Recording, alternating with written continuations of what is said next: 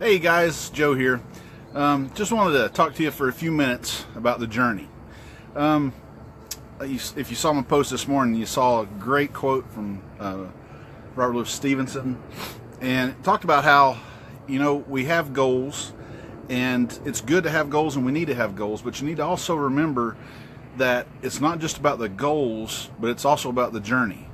And I just encourage you to not despise the journey. Don't look bad at the journey, because I'm telling you, the journey is what shapes us and molds us and makes us into the people that we are when we arrive at the destination, when we arrive at the goal.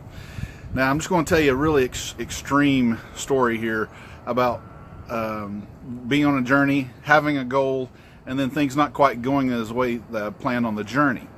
You see, years ago, I went on a backpacking trip in the Low Tatras.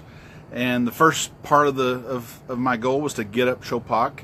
That was going to be easy. I was going to take 2 ski lifts to the top, and I was going to go down the ridge line of this mountain range, this barren, almost alpine mountain range. Then I was going to go down into a valley and camp for the night. Sounds pretty simple. So I set up, I had my goal set, I had my backpack packed, got a little late start. Well, that's normal. And then I got up to the ski lift, and I got up the first leg of the ski lift, and I had to get off to get on another ski lift, and that ski lift was shut down due to wind. Now, that was the first thing that should have kind of told me, maybe we should postpone this.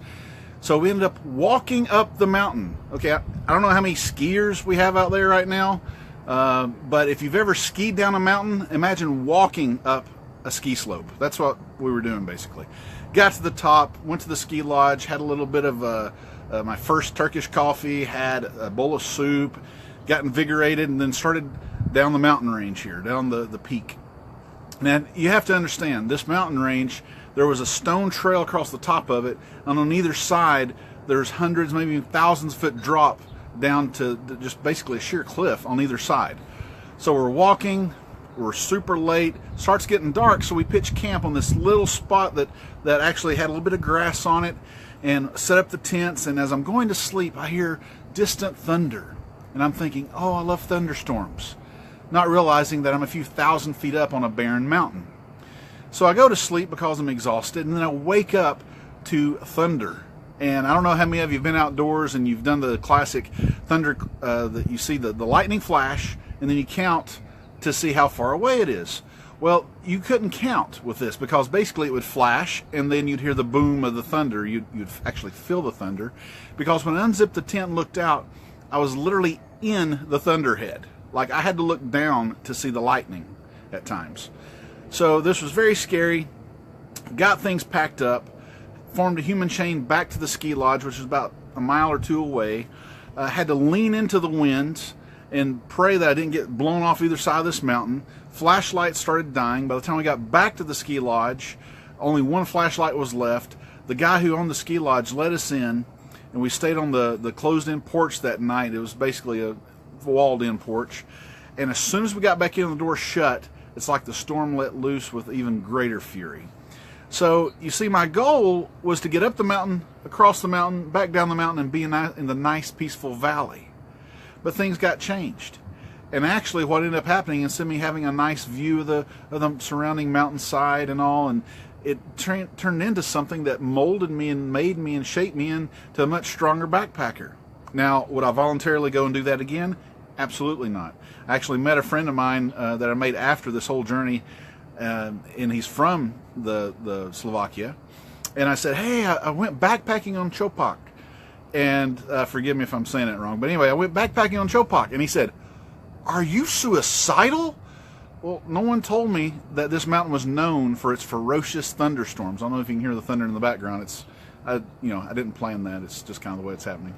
But anyway, so the journey is what really shaped me much more than the destination. The destination would have been just pitching a tent and sleeping in the valley and listening to the thunderstorm up on the mountainside. But instead, I got to be in the storm. And listen, I know some of you guys right now, you're in storms. You're in all kinds of storms in your life. And I know right now it seems like everything's dark. It seems like you don't even know if you're going to live at times. But I'm telling you, hold tight and keep going one step at a time. One step more and one step more. It's like a movie I just saw about a guy who rescued all kinds of people. They were casualties in World War II. And every time he'd bring another casualty back to safety, he would say, just one more, just one more, just one more. And so that's what I encourage you with. If you're having a real storm in your life right now, if you've got a goal out there, but it seems like it's years away or decades away, I encourage you, just take one step at a time. Take it day by day.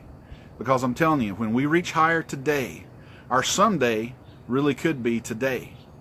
Because remember, today is the last chance you have for today. Tomorrow, it'll be yesterday and it'll be gone forever. So just take a step at a time and take it a day at a time. And I promise you, it's going to be okay. Just one step at a time. We'll talk more probably tomorrow about goals and setting goals. Like I said, it's important to have goals.